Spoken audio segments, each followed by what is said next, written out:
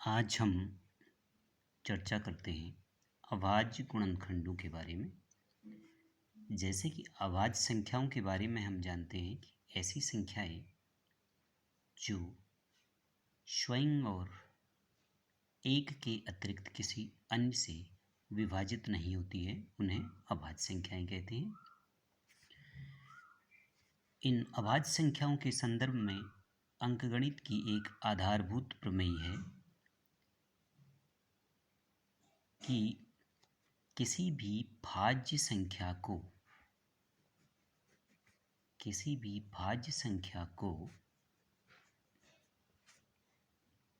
अभाज्य संख्याओं के गुणनफल के रूप में व्यक्त किया जा सकता है। अर्थात किसी भी भाज्य संख्या को अभाज्य संख्याओं के गुणनफल के रूप में व्यक्त कर सकते हैं। अभाज्य संख्याओं के गुणनफल के रूप में व्यक्त कर सकते हैं जो कि अद्वितीय होता है। अर्थात अद्वितीय माने अनोखा, जिसके जैसा कोई न हो।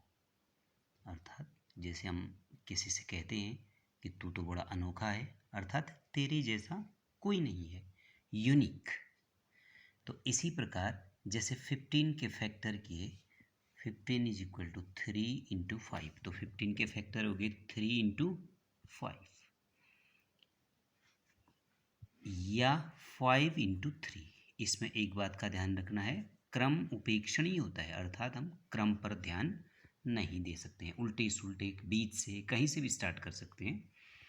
तो 15 के फैक्टर हो गए 3 इंटू 5, अर्थात आप कभी भी अगर 15 के गुणनखंड करोगे तो 3 गुणे 5 या 5 गुणे 3 ही होंगे, उसमें 3 और 5 ही आएंगे बस, यानी कि अद्वितीय है, इसके जैसा।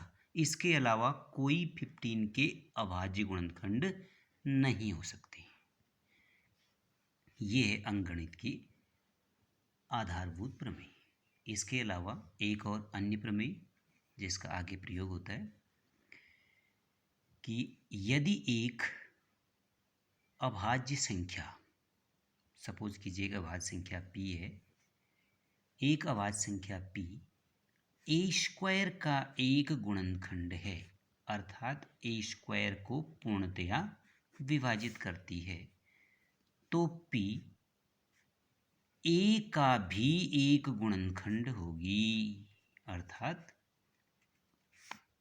p ए को भी पूर्णतया विभाजित करेगा। जैसे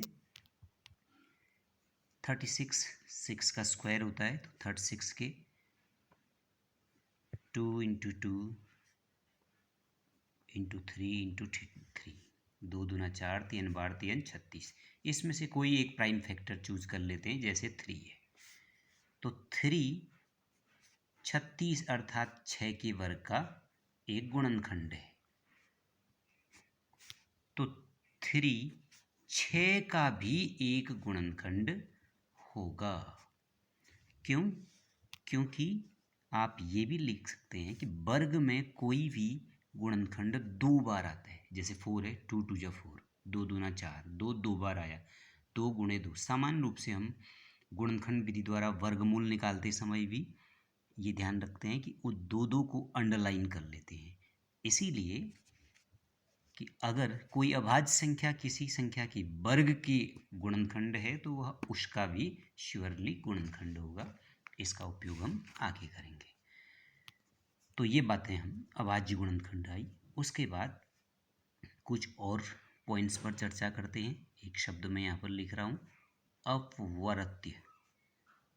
अपवर्त्य अर्थात गुणज या गुणक भी कह सकते हो। जैसे 3 के अपवर्त्य हैं, 3 के अपवर्त्य, 3 के अपवर्त्य, 3 के गुणक देखो, 3 एकम 3, 3 दूना 6, 3 तिया 9, सो ऐसे ही 4 के अपवर्त्य, 5 के अपवर्त्य, 6 के अपवर्त्य। जैसे 6 के अपवर्त्य, 6 के अपवर्त्य, 6 एकम 6, 6 दूना 12, 6 तिया 18, सो।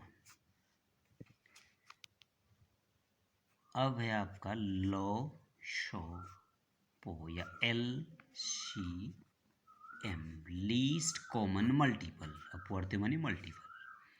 तो लीस्ट लघुत्तम अर्थात छोटे से छोटा, समापवर्त्य अपवर्त्य, सम धन अपवर्त्य अर्थात जैसे हमें 3 और 6 का अगर लॉसो निकालना है तो तात्पर्य यह है कि 3 और 6 में लघुत्तम छोटे से छोटा समान अपवर्त्य कौन है। देखिए इन दोनों में समान अपवर्त्य 6 है अर्थात गुणनखंड 3 के गुणनखंड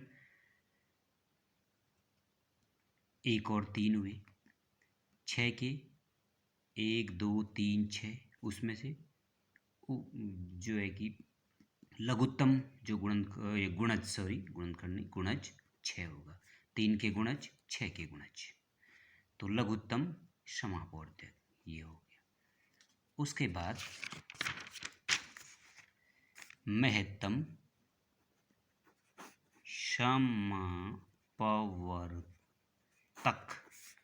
तो इसके लिए अपवर्तक माने गुणनखंड फैक्टर, तो महत्तम समापवर्तक HCF हाईएस्ट कॉमन फैक्टर। तो इसका तात्पर्य है कि सबसे बड़ा महत्तम समधन अपवर्तक समान गुणनखंड। जैसे अगर हमें 6 और 9 का निकालना है तो 6 के फैक्टर हो गए आपका 1 2 3,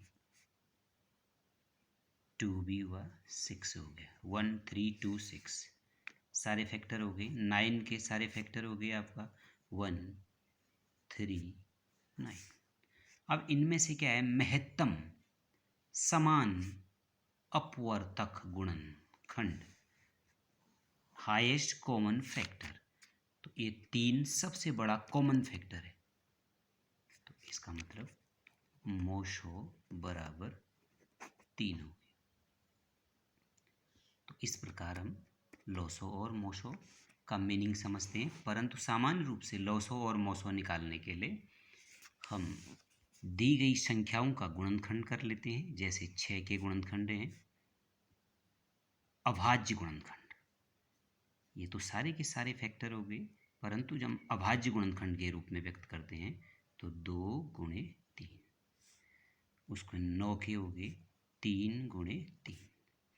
इसमें इनको हम पावर्स घातों के रूप में लिख देते हैं, 2 की घात 1 गुणा 3 की घात 1, इसको 3 की घात 2। अब लिखते हैं मोशो। मोशो होता है कि 2 के अलावा अगर 3 भी हों जैसे 6 9 12 इत्यादि, तो भी वही मेथड लागू होता है कि मोशो अगर हम ज्ञात करें तो मोशो का अर्थ होता है कि दिए गई सभी संख्याओं के अभाज्य गुणनखंडों में